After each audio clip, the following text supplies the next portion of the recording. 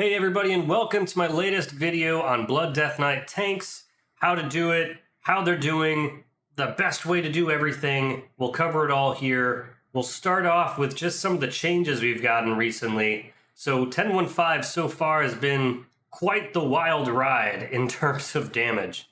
We've started out with possibly the worst damage of all the tanks, and we've gotten something like a 30 to 35% buff. I've lost track of how much of a buff we've gotten over all this time. But it seemed like every week for a while there, we were getting a pretty good sized buff, and then they gave us a huge 15% buff. So it's a really good time if you wanted to pick up Blood Death Knight tanks, because they are starting to really become very good now towards the end of this season, and probably towards the middle of this expansion as a whole.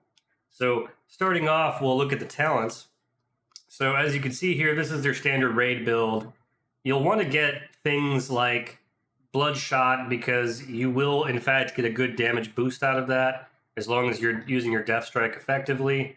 You also probably want to look at something like Rune Tap. Rune Tap is super useful for some fights, particularly Sarkareth, where you get the tank debuff or the more damage you take, the more damage the raid takes. So having something like Rune Tap, where you can reduce that damage by 20% on demand, is very, very useful and very good, because you can combine that with Anti-Magic Shell. I wouldn't use Anti-Magic Zone on it, because you're going to use that for the Glittering Surge, but you get the idea. Same thing with Acclamation. Having this 60-second reduction on the cooldown of Icebound Fortitude is very, very nice. Just a flat 30% for 8 seconds is very good. And, of course, removes a lot of stun effects from you. So that's also very nice to have. But the rest of this in general is about what you should have. I haven't felt the need to take anything like Unholy Bond. The rune forging effects are fine on their own. If they buff that in the future, then it might be worth taking. Or if you're purely on a single target fight, you could consider dropping A-Bomb Limb and getting that. More likely than not, you're just going to want to stick with this general build.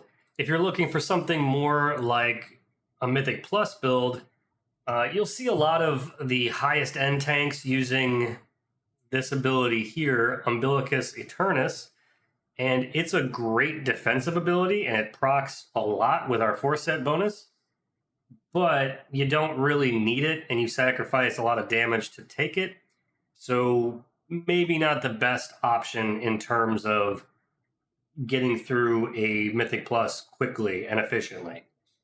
On those higher end keys, maybe in like the 23 and above range, you can start looking at Umbilicus Eternus, but you still probably won't need it as long as you're playing the class effectively. So just the general rotation for Blood Death Knight is pretty simple. You're going to want to always try to open up with Dancing Rune Weapon, because that's going to give you some immediate stacks of your Bone Shield. And having Bone Shield is very, very important. If you ever lose your Bone Shield, you're going to get killed very, very quickly, because Blood Death Knights don't really have much in terms of mitigation. We have no shields. We don't have like a stagger like monks. We don't have an instant on-demand thing like spikes, like a Vengeance Demon Hunter. We aren't quite as tanky as other tanks unless we have that Bone Shield going, which Bone Shield gives us a huge buff to our haste and damage reduction. So you want to always make sure you have both of those up. So we're going to start off with Dancing Rune Weapon. You can use something like, if you have a trinket that's instant, the Zakali Chaos Grapnel from the Zakali Assault in Aberrus is an excellent trinket, well worth getting. If you don't have that one, it's also worth getting something like Mark of Dargul from Neltharion's Lair Dungeon. Both are very good. I would probably say Mark of Dargul is a little bit better for Mythic Plus, but also just having that on-demand Zakali Chaos Grapnel, where you can quickly move to another group and do a good chunk of damage to an AoE, which also, by the way, gets buffed by Bloodshot, is very, very useful to have. So we'll do that. We're also going to throw down our Death and Decay as quickly as possible, because that's going to increase our haste and our damage by a very good amount as well. So pretty much the main idea behind Blood Death Knight tanking is keep your bone shield up by using primarily Marrow Rend, and also make sure you stand in your Death and Decay whenever possible, and just rotate through your cooldowns as you need to. So here we go. We'll start off with the Dancing Rune weapon, which gives us some instant mitigation. Once we get our bone shield stacks down to around 3, we're going to hit Marrow Rend, because that's going to give us a full set of bone shield. And then we're also going to use Tombstone, because that's going to reset the cooldown on our Dancing Rune weapon very quickly. And then everything else is basically heart striking. You're going to heart strike a lot, and you're going to use, you're going to burn excess runic power through death strikes. You don't want to death strike constantly. It's a very beginner mistake to use something like death strike on cooldown whenever it's available. Doing that is a pretty sure way to run out of RP when you really need it. So you want to wait for something like he just did that big move, Uber Strike, and that's when you want to actually hit your death strike. You also want to try not to overcap your runes, which is obviously the resource up here on the top left. You want to make sure that you're really only keeping 3 on cooldown at any one particular time. So basically your runes are always going to regenerate as long as, well, you'll only be able to regenerate 3 runes at a time generally. So you want to try and make sure you keep 3 on cooldown at all times. So that way you're constantly able to continuously do things. And then again, just keeping the bone shield up. Another thing that you can look at using, and again, my rune weapons up as well as empower rune weapons, so use that. Another thing you want to look at using is, of course, your Raise Dead ability. Raise Dead is going to give you a nice little damage boost for free. So you just pop out the ghoul and use that to give yourself a little extra damage. And then from there, you can use things like Vampiric Blood, either offensively or defensively. Defensively, you just use it when you know you're about to take a lot of damage, and it'll give you a huge buff to your health pool and increase the healing you can do, and that is done to you. But offensively, whenever you have the Force Set bonus, you're able to get extra strength out of having Vampiric Blood go off. So it's worth using for that purpose as well. And this is basically it. It's just a lot of sitting here, watching for the big hits, heart striking to keep your runic power up and do some damage, and keep your Death and Decay going. You want to try and time your Tombstone ability for when you have less of your, or when you're inside your Death and Decay. You don't want to ever use Tombstone when your Dancing Rune weapon is less than 10 seconds till its cooldown, because then you're wasting the charges. You also don't want to use Tombstone with less than 5 stacks of Bone Shield, because it's going to use up to 5 stacks of Bone Shield to give you that cooldown. So very, very useful ability that you want to make sure you're doing. If you do fall behind, it's not that big of a deal. You can actually Death Strike twice in rapid succession in the event that you end up taking like a really big hit, because the game will actually let you heal twice for the same amount if you Death Strike quickly enough after a hit. Essentially, Death Strike works by recovering, you heal a percentage of the damage you've taken in the last 5 seconds.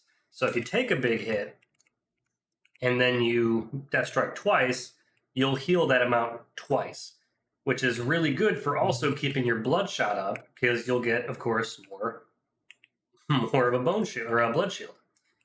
You'll notice I do have a bit of a couple little weak auras here.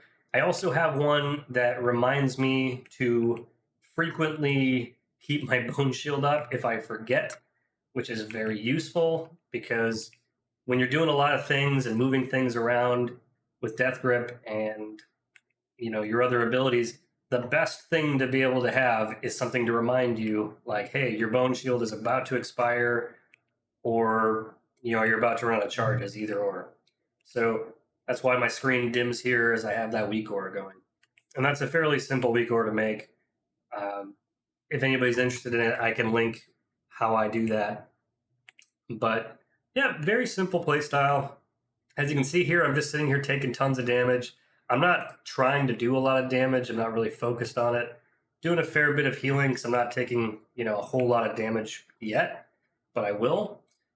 Another thing to look at while you're doing all of this is pay attention to when you have a cooldown like Abomination Limb up. You can use that to give yourself a bunch of Bone Shield charges passively, because while that's going, you gain a stack of Bone Shield every 2 or 3 seconds, I believe. Oh, every 6 seconds. Which makes it actually very useful for Mythic Plus. Typically, when you are about to put the key in, they'll do a timer, and then you can go ahead and use your Abomination Limb ability, and that will reset once the key actually begins, but you won't lose your Bone Shield charges. So Bone Shield charges, very important, and it just gives you a little bit of a boost at the start of the dungeon, and if you can run to stuff quick enough, you'll get a little extra damage in from that as well. And that's really mostly the entirety of it. You'll notice I don't use Death's Caress often. You can use it to kind of pull things over to you if you need to, but you won't need to do that often, most likely. It's good to have, though, for any of those weird times. Also, it does help if you find yourself down to 1 rune and your Bone Shield stacks are about to expire. It's easier just to spend that 1 rune to keep your Bone Shield charges up. That's particularly useful when you're off tanking, so that you can keep your Bone Shield charges up while doing more damage with more Heart Strikes. Heart Strikes are going to do more damage than your Marrow Rends, so definitely worth doing that way. And aside from that, you get a couple abilities that are also very useful in Mythic Plus, such as Blinding Sleet. Basically, we'll do a group-wide disorient, which can really help your group keep out of turn off some important interrupts that need to be done. So always keep that handy. A A-Bomb Limb you can kind of use for the same thing. As long as something can be gripped or moved, you can easily go ahead and grip or move whatever you need. And it'll be very easy to get through a lot of those dungeons without taking a whole lot of damage. I mean, really, if you're a Death Knight tank, you are not going to need to be healed by any outside source, really, ever. I mean, there's very few times, if you're playing the class well, that you need a lot of healing. For the most part, everything you can just take care of on your own.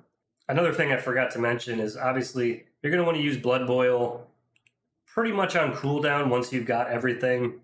It's very important in a Mythic Plus when you're pulling groups to use both those charges quickly, because that'll do a lot of damage and help snap aggro to you. In general, you just want to make sure you're always keeping at least 1 charge on cooldown because of the effects that gives you with Hemostasis, where your Death Strike increases its damage and healing done depending on how many things you've hit with it.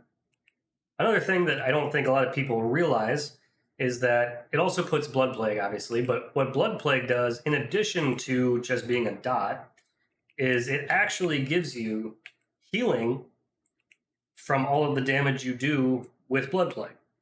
So you're actually healing in a big group. If you have Blood Plague on everything, you're getting a lot of passive healing just from that. So it's very important to have that up and keep that going. Really, the Blood Death Knight strategy just requires a lot of awareness of what's going on and awareness of your cooldowns and your abilities and making sure everything stays up.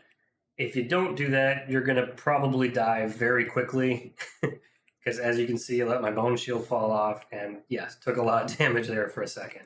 But other than that, I've been pretty stable, not really having any trouble at all.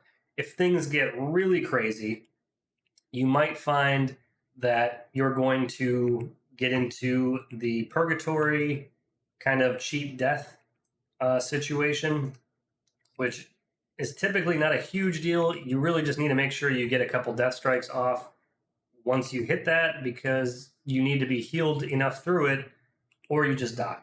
So it gives you just kind of a delayed death. And as long as you stay calm and time your death strikes correctly, you'll be able to come out of that with no problems at all. But other than that, you see this guy's up to 51 stacks on his 2-1, yeah, his Uber strike here. So 510% damage on every time he does that. And, you know, just taking it and immediately healing right back up, no problems. So very easy to survive. A lot of tanks are not going to be able to do this, especially not to this degree. So it's very well worth taking your time, learning this rotation so that you don't even need to think about it. Because when you tank, especially in Mythic Plus, you're going to have so many other things that you're watching for. You'll be watching for cooldowns from the other players. You're going to be watching for your own cooldowns. You're going to be watching for what needs to be interrupted. You're going to look for things that you can grip around with Death Grip. Just so much stuff to pay attention to. So really focusing on that is going to be a huge help to you. And I mean, I'm not going to sit here forever and keep doing this, but I basically could. There's not much of a limit once you're well geared to how much damage you're going to be able to heal back. It's very, very crazy. I haven't even had to use Icebound Fortitude to even start to worry about surviving yet. I'm just sitting here timing everything like I'm supposed to, and it's all just really falling into place with no problems at all.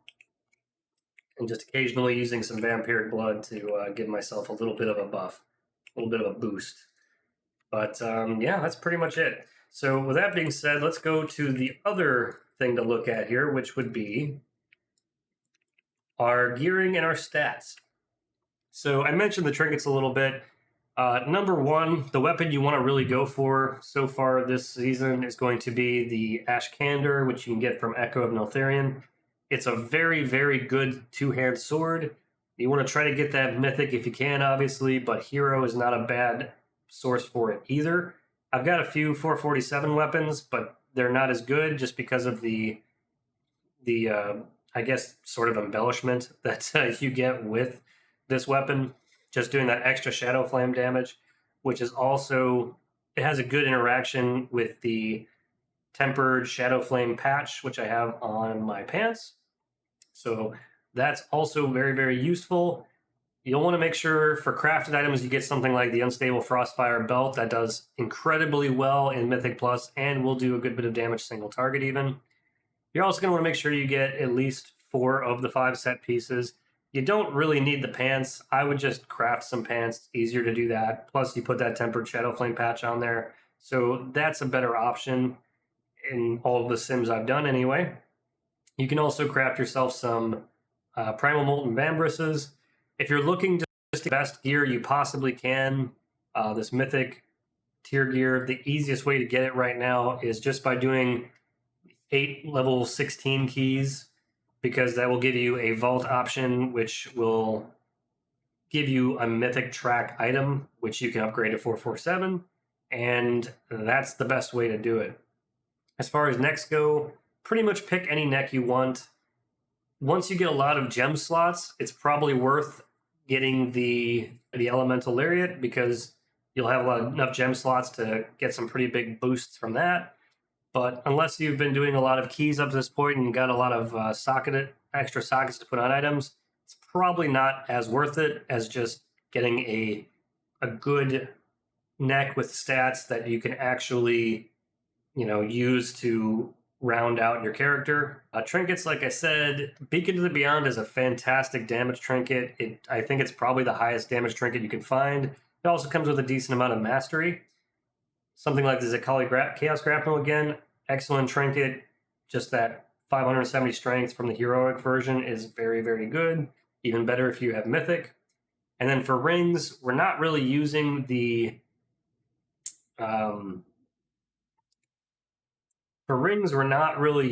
our Onyx Amulet anymore. That's not really that great compared to the large amount of secondary stats, and it's been kind of nerfed a bit over time. So better option is to get rings that, again, complement the secondary stats that you need. Just kind of keep a supply of them. And again, Mythic Plus will give you a 447 upgradable item, which you should definitely be doing every week, just to get, the highest item level gear you can. And as far as stat balance, you really want to have mastery at above 50%. Just try to get mastery on just about everything you have. And then you want to try to keep your crit, haste, and versatility around the same levels. Versatility can be a little bit lower because, it's just sort of a flat upgrade to your damage and your healing done and your damage reduction. So versatility is really good for that. Crit, on the other hand, does increase your parry chance by half of whatever, or roughly half of whatever your crit strike chance is. And then haste, obviously you'll have more runes, you can attack more, and you really do need that haste, especially early on, to be able to do all the things that you need to do to stay alive. A baseline of about 20% is what you want to aim for, and then just kind of fill in the rest at that point. And that's basically it. I mean, the best thing to do is really sim your character, figure out what the best options are as far as your enchants for damage. But like I said, try to keep your versatility up a bit, and then just go for that minimum 20% haste and crit, and try to pump the rest on the versatility at that point. So that's pretty much all I've got to talk about with this class. I think it's in a really good spot right now. Going to be able to do a lot of high keys if that's what you're into. You can also definitely get through Mythic Raid. I think Blood DK was even one of the first tanks used to get through Mythic, the new raid with on Mythic. So it's a great thing. If I forgot anything, go ahead and throw that in the comments below, because I'm not perfect. I didn't script this. I'm just kind of going off the cuff here. But anything you guys want to add, feel free. And until the next time, try not to die.